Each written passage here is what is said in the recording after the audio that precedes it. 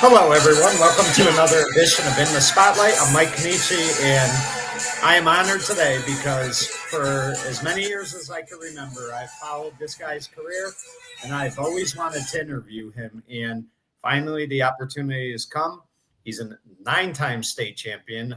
He won one as a player as well. He has coached 3 different teams to state championships. He has done it all in his career, and he's produced so many NFL players. It is my honor to introduce the legendary head high school football coach, Jack Cochran. And Coach, it's a real honor for me, and thank you so much for coming on. Mike, thanks for those kind words. I appreciate it, and I'd like to say thanks for having me on. Looking forward to a good talk. Yeah, most definitely. And Coach, I was thinking about it. When, obviously, the love for football began when you started playing, but how old were you when you developed love for football? Actually, grew up playing everything. New London, it was a lot of neighborhoods, big sports town. We played baseball, pickup baseball games. Basketball was huge in New London. We'd play all over the city, different courts. Hockey, we played hockey on the ice. We played street hockey, was big. Football was always we'd play at the pier. We'd play on cement. We'd play football everywhere. It was just big sports town. And I actually only played 1 year organized football. That was 6th grade. And I was always, too big of a kid to meet the weight requirements. And then I didn't pick it up again until 9th grade, and then just fell in love with it. I had a great opportunity to play as a freshman on the varsity team at New London, and it just took off from there. Right. And correct me if I'm wrong, Coach. You played on New London from 1980 to 1983, and high school football really, I mean, it's always been big, but in the early 80s with the playoffs, when they had the 1-game playoff each year, it really became even bigger. So you kind of played at a time where high school football was just at its very best. It was, yeah. It was. The stands were always packed. It was a big part of everybody's Saturday. People took the day off, went to high school football games all over the state, and it was special back then. I mean, we had a great opportunity my senior year. We played for New London's first state championship in 1983, and we played a great Torrington team. And back then, they were one of the few programs that actually had a weightlifting program. And we learned a lot that day about strength. Those kids were just strong, tough kids. Right. And what did it mean, Coach, for you as a player and a senior to have an 11-0 record and win a state title? I mean, that's something to this day. I mean, when you see your former classmates, your teammates, friends, something that you got to be very proud of, because you being a player and also as a coach, you know how hard it is to win a state championship. Oh, yeah. And I learned a lot, which that season that I took that I use in my coaching career. That team my senior year didn't have near as much talent as my other 3 years at New London. We just had great leadership. We had tough kids that played hard. We didn't miss practice. We were dedicated. We didn't, drink and smoke during the season and party. And I learned a lot about that. We were just a tight-knit group, and we played hard every week, and it was very important to us. Right. And you were a 2-time ECC selection. And I know for a kid, whenever you get recognized for how you play, and especially in your conference, that has to be something that's special when you're a kid, because you know what the grind's like, you know what the practices are like, and then the games. So that's where the hard work really pays off, when you get recognized for, being selected for something like that. Yeah, most definitely. It was. We were Eastern Connecticut, that it's overlooked a lot. It's always New Haven County, Fairfield County, the big areas when it comes down to football. And we never had a lot of all-state players in that area. We still don't, and it's sad. It's just ECC is just in a tough spot right now. Not a lot of talent, not a lot of good programs. Right. And obviously Jim had a did a tremendous job at New London. But what was it like to get to play for him? Because, I mean, I'm sure you picked up stuff with your time playing for him that would help you a long way in your coaching career. Yeah, he was a great, great mentor, great coach, like a father figure to me. He just his dedication for the program. He was at the school, 7 days a week, put a lot of time in. He treated it like a family. He asked me to come back and coach when I graduated from college. That was very important to me, and it got me started in the coaching profession, which I owe a lot to him, Coach Brunicore, for. Right, most definitely, just a great coach. And then, Coach, you think you could do everything you did in your football career, but then you go to Norwich University in Vermont and you play tight end for 4 years. So, I mean, it didn't end for you after high school. You continued to play. And how important do you think it was playing any type of college ball in, helping your coaching career? Because I'm sure you learn so much at the high school level, then you go play at college, you learn even more. So it really had to be beneficial to you in your coaching career. Yeah,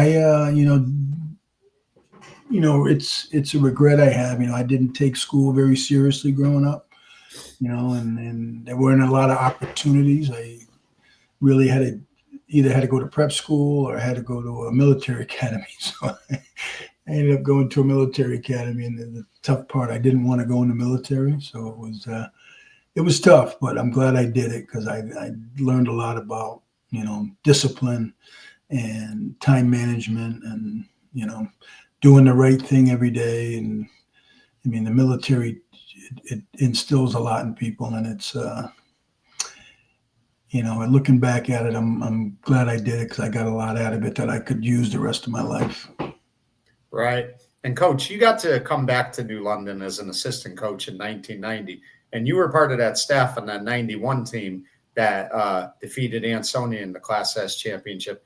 I mean, what was it like coming back there? And I'll tell you, those Fletcher brothers, they were two of the best players I think I ever saw. Talk about that experience a little bit. Yeah, it was great. I came back actually in 1988 as a line coach, and just learned a lot.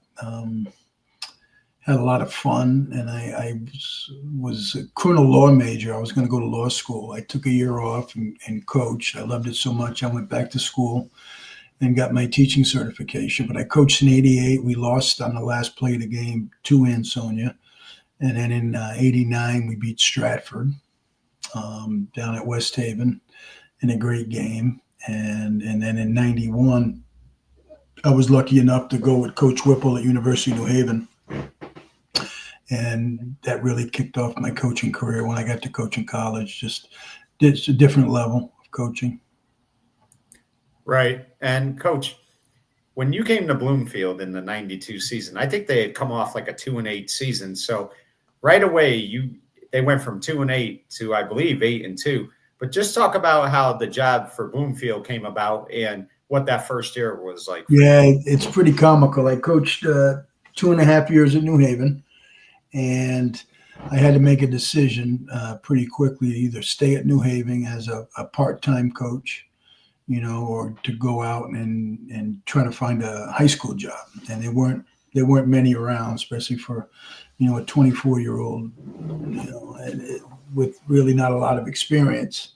And it's a funny story because when I looked in the Hartford Courant and I was looking in Boston Globe, every newspaper back then, the internet wasn't big. And I saw Bloomfield High School. I thought it was the one in New Jersey. And I applied for it and find out it's in Connecticut. And drive up and interview. And next thing I find out, I'm the only one who applied for the job. They had I think it was a 40-something game losing streak. And they were looking to drop football at Bloomfield. It was the smallest high school in the state that offered football. And the programs was in shambles, and something I glad I did. It was very difficult because when I started, there was no teaching job for 2 years, so it was that part was the toughest. The coaching stipend was $3,200 before taxes, so it was a rough couple of years living, and trying to get by every day. But it was it was really worth it because we built, I think, the best high school football program in the state at the time. We produced 7 NFL players, numerous Division I players. We were 2-time New England champions. So it's something I'm most proud of, is what I was able to do at Bloomfield in a short period of time. Right. And, I mentioned the 92 team, they go 8-2. And I wanted to talk about them a little bit, Coach, because a lot of times when it's your first team, that these seniors, they played for somebody else most of their careers. But with that said, you really need them to kind of buy into, the new coach and things like that, or else it could be a bad year. So how much credit do you credit those seniors on that 92 team for helping you really kind of get Bloomfield going? I do. They were the pioneers. I tell them all the time, even though we lost 4 championships in a row, they set the foundation, for good things to come, even though they didn't see the glory and they didn't see the gold, but they were the ones to step up. We were, as I said, the smallest school in the state that offered football. We were Class S. We were in a division, the CCC West. I tell people all the time, and they don't believe me, there was 6 double L programs, 1 L and us. And it was tough getting out of that league. Our open dates were against New Britain, double L, East Hartford, double L. And it was week to week. We were showing up. We never had more than 21 players on the team. And the first couple of years we were in the teens. We went to our first state championship with 12 players against Seymour. And, we had to really look at football as in a different way, with that few players. And we had to really concentrate on conditioning and strength training to get through a game. We couldn't have injuries. We just couldn't afford them. We wouldn't be able to finish the season. Right. And Coach, I think sometimes when you go through the rough spots, like you mentioned, losing the 4 championships in a row, it makes you appreciate the championships you win. But really, little by little, you could see, if you followed high school football, that something was really brewing in Bloomfield, because 94 and 95, Seymour and Ansonia, they were obviously better teams, and, they won by a lot. But that 96 team, I always say that was an underrated team, because Ansonia was heavily favored in that game, and you guys lose 7-0. And I believe you guys had scored a touchdown. It got called back. We did. We scored it. We scored with under a minute to go, and we were lined up for the extra point. And flag came out about 6 minutes after the play. Coach Hunt, God rest his soul, was able to get that flag out. And it was, and I mean, but talk about that, because I think you probably felt that after that season that something was really going to take off with Bloomfield. I mean, you could see it coming. And I know that, another tough, and it was actually the 95 team, but the 96 team that lost to Darien, I mean, I know that was heartbreaking, but it seemed like right after that 97 team had a chip on their shoulder. They wanted to win the state title, and they finished with a impressive 13-0 season. Of course, led by Dwight Freeney, who was just unbelievable. And you guys, you beat Darien, who had beat you the previous year. So, I mean, it had to be all worth it when you saw that you had to go through some tough times and you were able to get that championship. Yeah, the last 2 losses were just heartbreaking. We had a chance to beat that great Ansonia team. They had Steve Coughlin. They had a lot of Division I players. We lost 7-0. Like I said, we had 1 call back. And then the next year we were up 2 scores against Darien and lose in the last few seconds.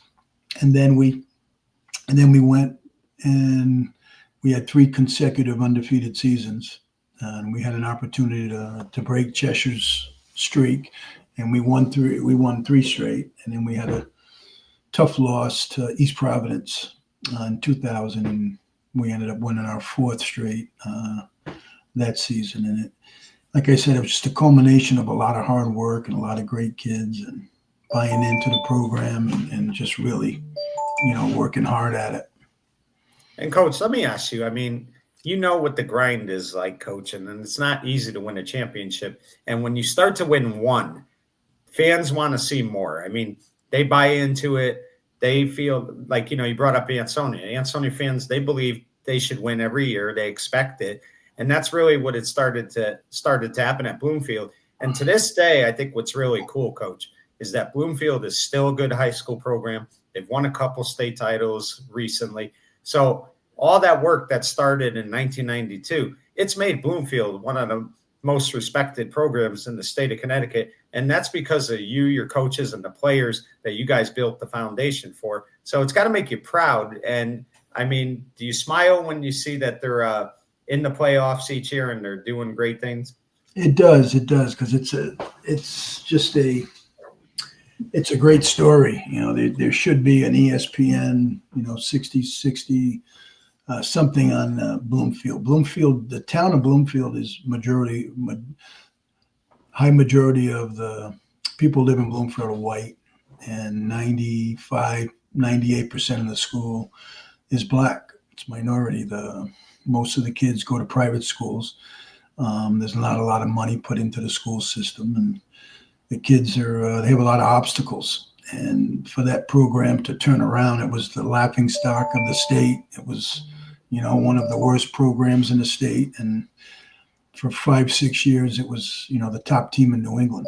So just what we all were able to do there, players, parents, coaches, is something that I'm very proud of to this day, because we put a lot of kids in college who were the first in their, family to go to college and to graduate from college and a degree. And, I try to keep up with as many of them as I can. They're all living great lives. They're, great fathers, to their children, great husbands, and they're keeping the tradition alive. Yeah, definitely. And Coach, I think about those 98 and 99 Bloomfield teams, and I think they were two of the best teams I ever saw. And that 98 team, my God, were they just phenomenal. And it's funny, too. I remember going to a couple games that year, and you guys had that one fan who he would always do the first down touchdown. That was like his signature thing. So that had to make you feel good as a coach when you've got fans like that and they're going first down touchdown, and that like they love that program. And that's what you want out of it, too. You want to win, but you also want people to want to go to games on Friday nights or Saturday mornings. Yeah, we had like you said, that 98, 99 team, if you look back at it, Jamel Lewis, who a lot of people, forget about. He was, the only 2-time 1,000-yard rusher at Iowa. He was going to be a first-round draft pick. He was in the backfield with Andrew Pinnock, who played 8 years in the NFL with the Chargers. Was the number one ranked fullback in the country coming out of high school. Those two were the running backs. Darryl Shabazz couldn't break the backfield. He had to play tight end. Darryl goes to UMass, and his rookie of the year is a running back. His brother, who could have been as good as all three of them as a running back, he had to play offensive guard. Tony Lucas, who played at Columbia, would have started as a running back at any school in the state. He had to play quarterback. And those running backs, we averaged 650 yards rushing a game that season. Right. And I think I don't know if that's been done anywhere in the country. The amount of talent that was on that team, was remarkable. No, it really was. And they were so much fun to watch, and just a great group of players who just, and I mean, those two teams dominated high school football. They really did.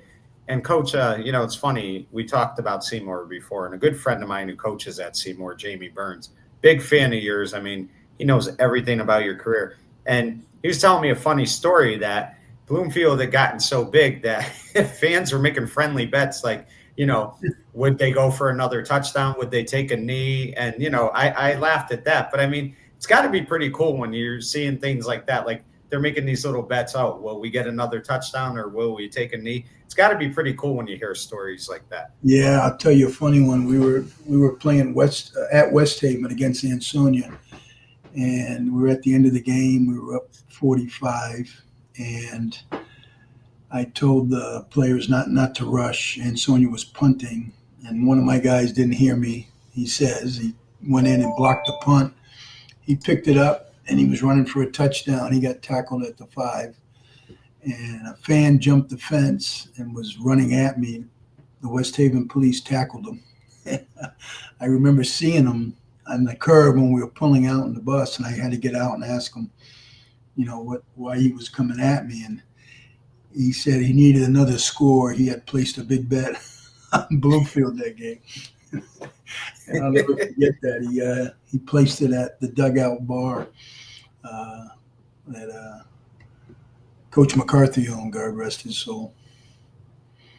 Yeah, it really is funny, though, when you hear those stories. And, Coach, one of the things I wanted to talk to you about, we mentioned Ansonia, we mentioned Seymour. And it's funny that where New Britain is pretty far from Ansonia, Bloomfield's far from Seymour and Ansonia, and yet everybody in the Valley knows Jack Cochran. And that's what you're kind of like a Valley guy indirectly, but you are a Valley guy to a degree because you've coached against these Valley teams. Has there ever been a thought throughout your career to maybe someday coach a Valley football team? I would love to just be in that atmosphere. Just hard-nosed kids that, love the game. They're brought up loving football, and just tough kids is always the type of kids I love to coach, is those guys that want to play offense, want to play defense, don't want to come off the field. Finding those kids that love to practice, long practices, hitting every day, that's a lost art, and you still see that in some parts of Connecticut. Yeah, definitely. And, one of the Valley coaches who was very successful, and you and him have always had like a friendly rivalry, and that's Coach Paul Sponheimer, who coached Seymour for 29 years. And, hopefully he's doing well. But you guys always kind of had like a unique friendship. And through the years, I think like coaching against each other so many times like you did, it almost became a friendship that, didn't start that way, but it ended that way. And I know you coached against him in his final game. So that had to be a special moment for you. Yeah, that was bittersweet. Paul's a great guy. He's a hell of a football coach. I got a lot of respect for him. When you watch his teams on film, like I did a lot, they were very well coached, tough kids. They were always in the right position, and you had to play your A game to beat them. And just had a lot of respect. It was bittersweet, winning my first championship in New London with my son, but having to beat his program was tough on the end of it. Yeah. And Coach, let me ask you, who are some? I mentioned Paul, and you brought up Jack Hunt before as well, Ed McCarthy too. But who are some of the coaches that you coached against that you really looked at and said, "Wow, these are tremendous coaches"? Because I'm sure there's got to be a handful of coaches that you were fortunate enough to coach against. Definitely, first one that comes to mind, Tom Brockett. Just you could see him when he took over that program, that he elevated it, and that not too many people could have elevated that Ansonia football program, but it actually got better when Tom took it over. And coaching against him, was you couldn't outcoach him.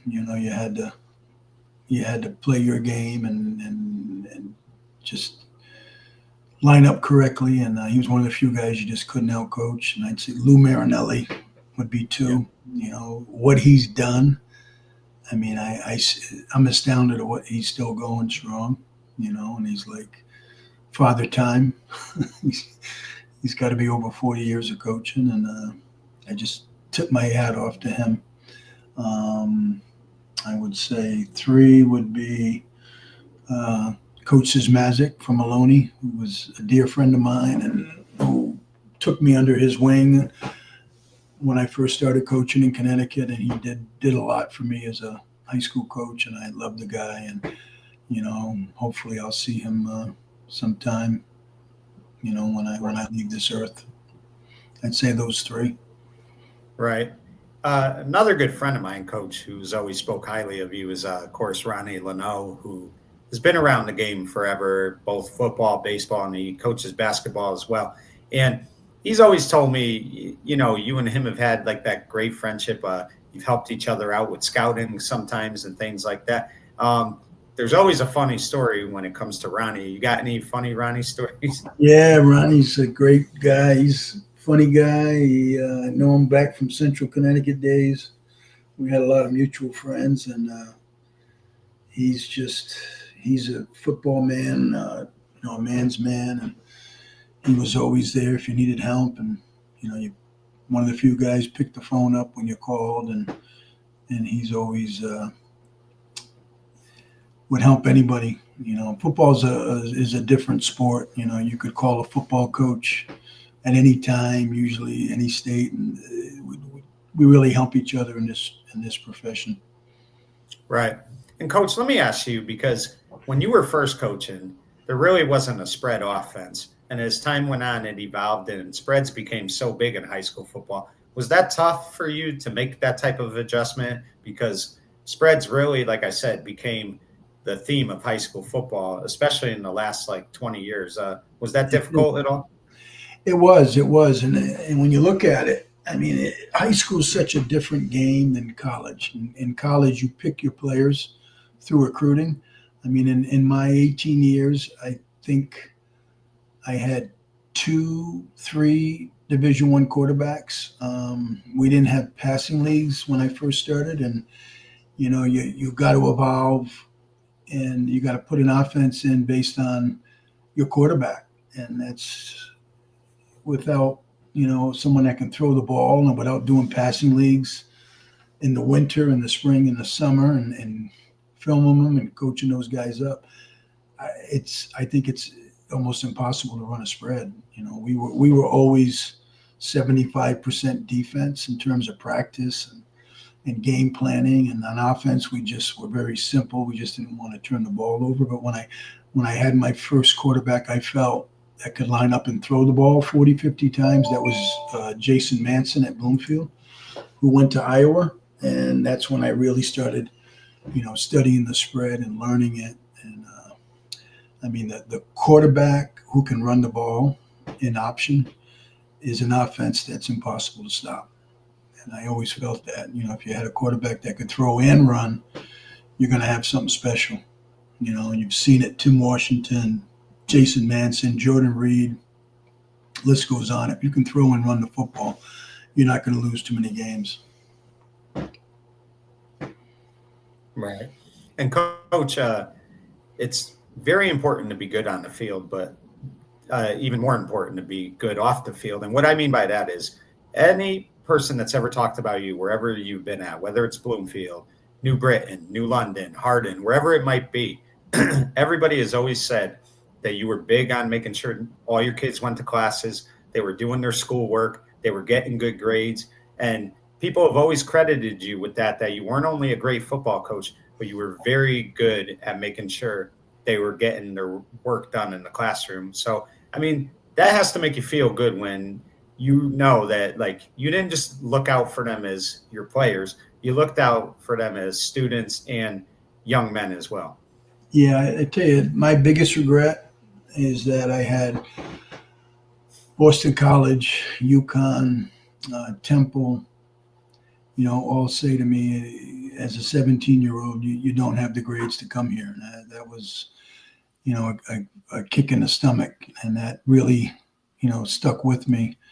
I said to myself when I started coaching in 1992 at, my kids, if they had a shot to play in college, they would be academically eligible. And it was tough. We did hour and a half, 2 hours, sometimes 2.5 hour study halls before practice, progress reports. And the other thing that was tough, but I'm glad that we had it. The 3 high schools I coached at all had C rules, where the state requirement, which I'm still upset with, and it hasn't changed. I mean, a high school student can get 4 Ds and 4 Fs and play sports. And I think that's sickening. The bar needs to go up. How far has it got to go up? Maybe not a B, but a C is attainable for anybody if they try. So having a C rule made it difficult. Every D, if a student got a D, they had to offset it with a B. And so we had to put a lot of time and emphasis on academics. but I do pride myself. All of my players who went to college were all eligible. Back then we had Prop 48, and every student had to have a minimum GPA, the 3.0 and a qualifying SAT score back then. And the schools I taught at, a lot of the kids came in with second, third, fourth grade reading levels. So it took a lot of time and emphasis on academics, not only to get them eligible with the C rule, but more importantly to pass, the clearinghouse. I mean, the clearinghouse in the 90s was tough. It was very hard to get kids eligible to play. I mean, just think every Andrew Pinnock, every Dwight Freeney, there's 1,000 kids in Connecticut that just don't make it for one reason or another. Either don't have the grades, they didn't get in the weight room, they weren't, in the right program. There's and that really stuck with me, with the experience I had. And I said it wouldn't happen again. Right. And I think that's very important. I think that's a credit to you because football won't be there forever, but getting good grades in the classroom will take you your entire life. So I think it's a great job by you that you, always said that they needed to make sure they were getting it done in the classroom as well. Thank you. Yeah. So, Coach, 2000 season comes to an end, and you decide to leave Bloomfield. You go to New Britain. Let me ask you, I mean, did you just want to coach a bigger school, or was it more of like, I know a lot of times they eliminate jobs at schools and you got to go where there's a teaching job. Was it more for that, or did you just want to change? It was, the hardest decision I've probably ever made in my life. It was, looking back at it, I could have done things a little differently, but I'll give you a quick rundown, make it simple. In 2000, we came off our fourth straight state championship. I was the athletic director of Bloomfield High School. I only taught 2 classes. I ran the weight room. I had a full-time strength coach at the school who was also the athletic trainer. And within a week after the championship, there was a change in administration. I was told that I would no longer be the athletic director and I would go back to a full-time teaching load. And that, it was a tough pill to swallow. And it just so happened a week before I was approached by New Britain, and I kind of put it off. But, this made me think, and I went through the interview process, hoping that I could use that, with leverage to get some of those things back. And it didn't happen. So it was more of a pride thing. I mean, it was more of, to me, it was for 9 years, I've dedicated myself, to the Bloomfield football family, the town, the school. I worked for free for 2 years. I worked 1,000 hours a week, and this is the way I was being treated, and I made the move. And that's really the reason why. And, looking back at it, if I stayed and gave up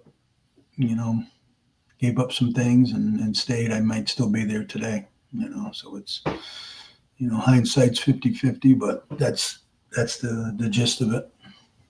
Right. And Coach, what a first year at New Britain.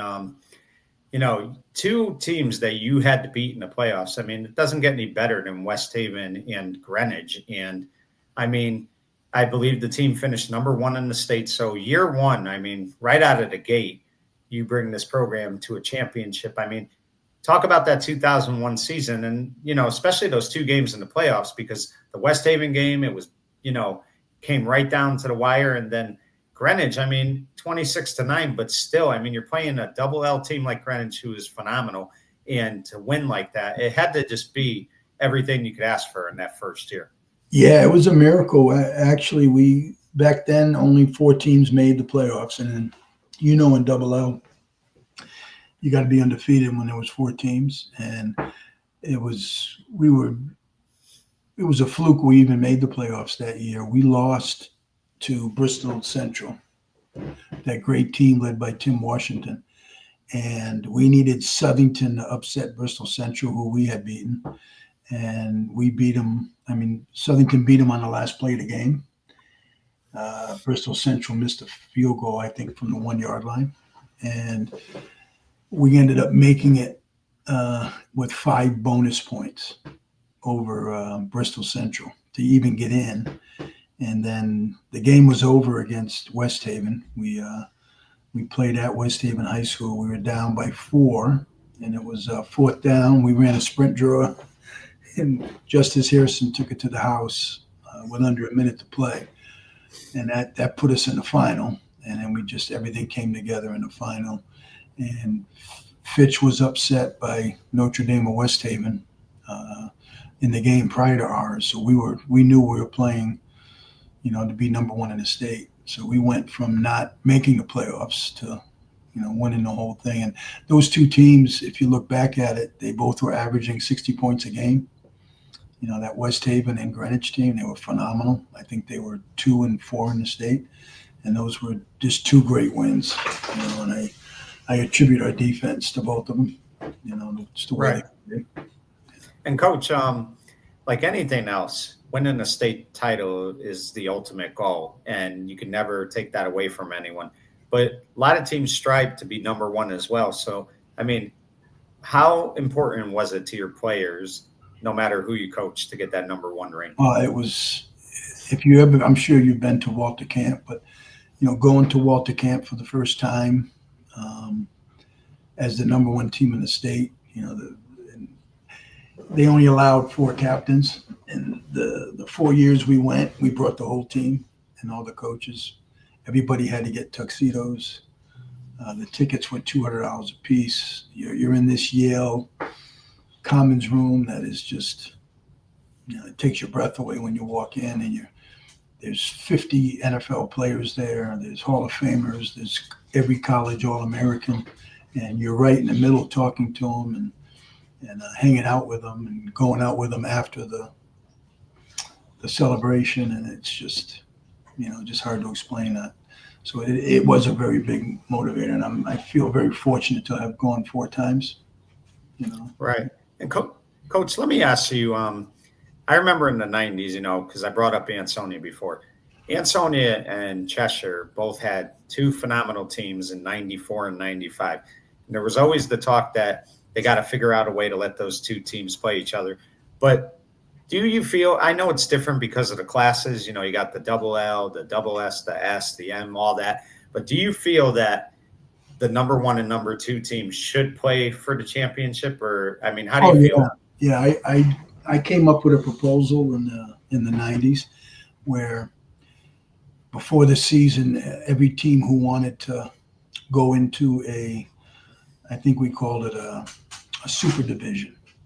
And at the end of the season, the top 4 teams in the New Haven Register poll would go into their own bracket. And the size of the school wouldn't matter. And 1 would play 4 and 2 would play 3. And the winners would play for the championship in the super division. And I thought that would be, great for Connecticut high school football. Just think, the fans at those games. And you would always have the top 4 teams in the state playing it out on the field. And you wouldn't leave it up to voters. And then it never got passed. But I still think that would be tremendous for the state, and it just you can't have playoffs like it is now where 2 teams are losing by 60 points. We had a team take a forfeit last year in the playoffs. I mean, it sets our state back, years when stuff like that happens. You shouldn't have a tech school in the playoffs that loses by 50 or 60. It's just it's not good for high school football. Right. Definitely. And I agree with that. And Coach, back to New Britain, 2003 team. And I got to believe, Coach, that was probably the first New Britain team to ever finish 13-0. I could be wrong, but I think they probably were. And you get the number 1 ranking again. You beat West Haven again in the championship. I mean, talk about that 2003 team, because I remember early on, too, that team wasn't ranked number 1. And by like the 4th or 5th game, they got to number 1 and never relinquished it. But just talk about how great of a team that was. Yeah, people don't know that team. We had 2 Division I players, Corey Thomas and Jalim Coutinho. Corey was suspended on the last play of the Tuesday night playoff game against Greenwich, so he didn't play in that championship. And Jalim Catino, he was taken off the bus on the way to the game by administration for some foolish thing, but that's another story in itself. So we went there and we were, undermanned. And I think people don't realize that season there was 2 blizzards, and the CIAC wanted to declare co-champions for every playoff. And luckily West Haven stepped up and they plowed off their field. And the state championships were played at West Haven High School. We played, I believe, on a Thursday night. We were supposed to play the Saturday before. And it's the first time a high school football team ever got a game on their home field. And that team was incredible. And our defense kept us in it. We had, I believe, 8 turnovers that night. And still found a way to win. David Reed made a hell of a catch for a first touchdown in the first quarter. And then we shut them out. And they had a 1st and goal on the 4 at the end of the game, and we were able to hold them and cause a fumble at the 1 and run that back for a touchdown to seal that victory. And Coach, I thought about that when you were saying they were going to do co-champions. Number one, the biggest reason I think that would have put a damper on things is because every kid should have that opportunity if they made the championship game to play in a championship game. So if you're just being declared a champion without playing in it, it kind of takes away from the kid. Like he could say, yeah, we were co-champions, but there was no game played. So I think it was a great job. Like you said, West Haven plowing their field and the other schools doing what they had to do, because there really should be one champion. Yeah, it's the CIAC. Just they dropped the ball that year, and they dropped the ball during COVID.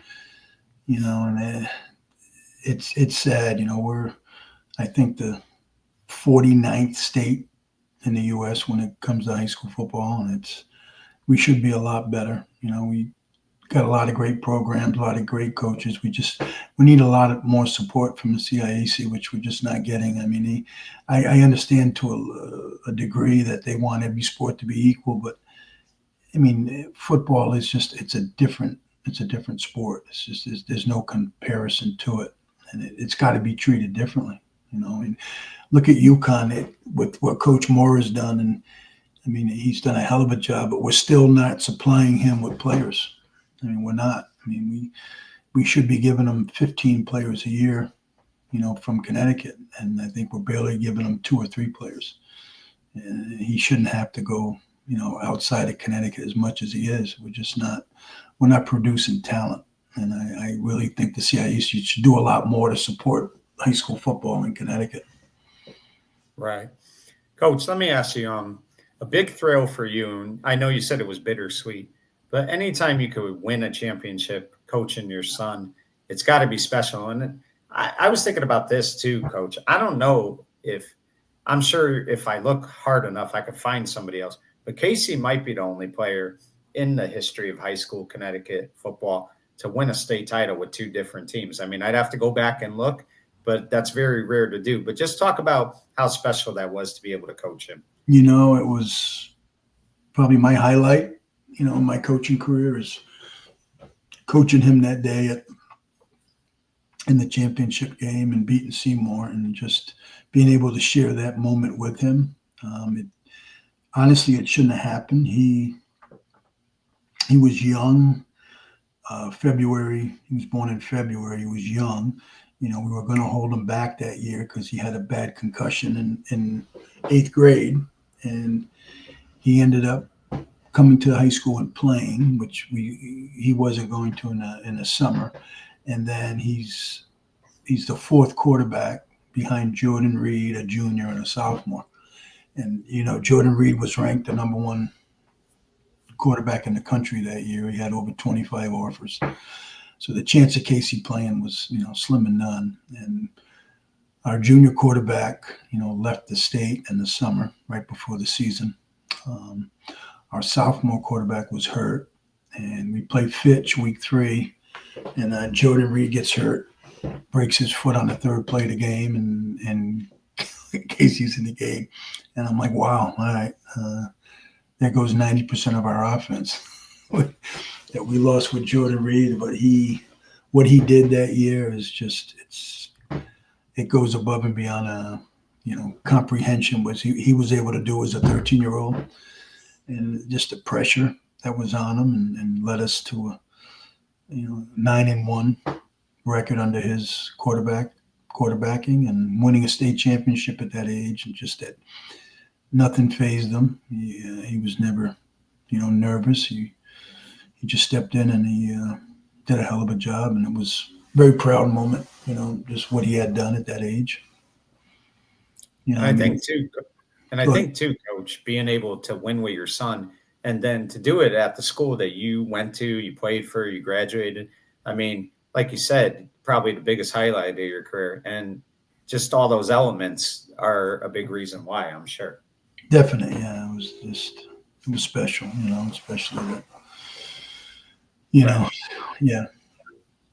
And Coach, let me ask you this: was there ever a thought that you would take it to the next level and coach at college? I know Steve Odazio, he went on to do it, but I get that the college game is so intense and the time commitment is, rough. But did you ever want to coach in college? Or? I had a couple opportunities that came up, and the old saying, timing's everything. The two times that it came up, one was college, one was working in the NFL. It just wasn't great timing. Being a divorced father had a lot to do with it.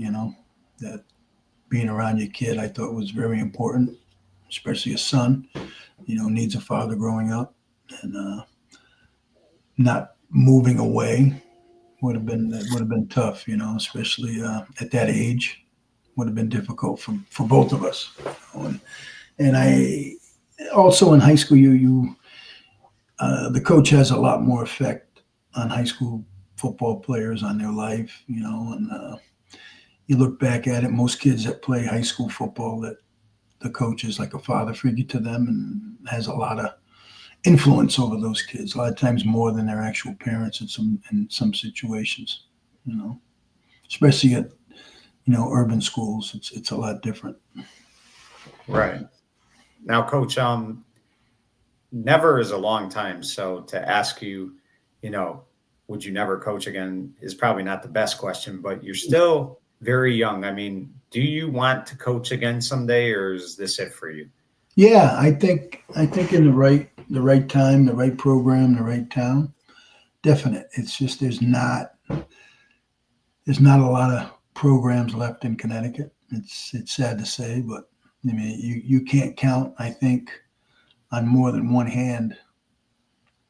I don't think you can name 6 great high school football programs left in Connecticut. And it's got to be a special place. You got to have a facility, that has a weight room, has willing to build a weight room. You need the proper support with the administration. And today you're not going to find that in most places. Everybody's stuck in this woke mentality and wants everyone to be even, and booster clubs, they're few and far between, programs that have actual booster clubs, because football is different. Like I said, it's a different animal. I mean, to put a kid in the right helmet, shoulder pads, you're talking $2,000, $3,000, $4,000, $5,000 sometimes. And to take kids away to camp, not just one camp, 2 camps, 3 camps. You look at the programs that are doing it right, the New Canaans, Greenwich, there's a lot of money that goes through that program, and a lot of support. And like I said, to find that right place in Connecticut, it's tough, because there's not many left. And you talk about coaches, it's not just a season. If you're going to coach it correctly and do it right, you're going to coach all year round. I mean, there's not vacation time. You miss a lot of time with your family, and it's just the way it is. You got to put the time in is essential to build a proper program. Right. And let me ask you, Coach, I mean, I know it's probably hard to pick one, but is there one high school program that would be like a dream job in a perfect world? I mean, have you ever thought about one particular high school that you would say, I'd like to give that a shot? Or Um, the ones that would be kind of intriguing is similar schools to where I've been. Like I'd say a West Haven would be a big school, urban school, a school that's. I'm not saying that they're just not where they used to be. In terms of championships, but that would be one that would come to mind. A lot of tradition, a lot of needy kids, um, great facilities. The town that wants a winning program, plays a hell of a schedule, a tough league, which would really excite me. Playing a tough opponent every week. I would love. Because that's what football's all about. You don't want to go into these games where you're going to win by 50, 60, 70 every week. No one's going to get anything good out of that. right. So, Coach, before we go, what would you say has been the most? I don't know if gratifying is the right word or rewarding, but either one of those. What has been the most rewarding of your career? I'd see taking these young kids and turning them into men. Teaching them how to be responsible. When you look at young boys, when you get them, they're full of testosterone. I'd say they're all crazy. They're thinking about girls 24 hours a day. They're not focused. So to get them to, one, study, get good grades, show up on time, not get in trouble, do the right thing, get through a whole season with 100% attendance. I'm most proud that I was able to do that at 3 different high schools, and get kids to focus and concentrate and understand commitment, be on time, act right, be respectful to adults, to teachers, to women, to treat people right, and most importantly, go to college, be the first one, in your family to go to college, and then instill that in your children and raise great kids. And just that's what we need more of in the United States. I believe more than anything right now is we need football and we need sports because we're not getting it, out of regular society. We're in a tough place right now, and just able to do that and able to reach a lot of young men, I think is what the thing I'm most happy about.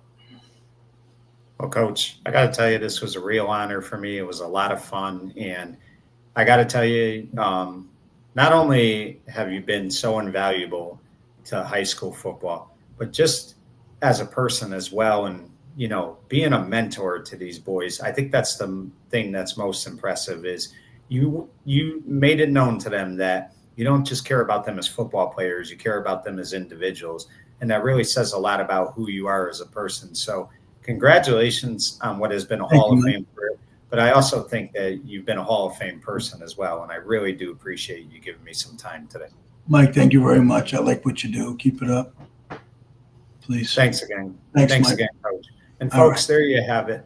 You just got to know Jack Cochran for the last hour. If you didn't know who he was, you got to learn a lot about him tonight. But if you follow the high school football, high school sports in general, you know the resume this legendary coach has had. And what I think stands out the most is not only did he win a state championship with 3 different programs, but he instilled, like he just told you, being a positive person, doing things right, and being a good role model to, people in general. It really says a lot about who he is as a person.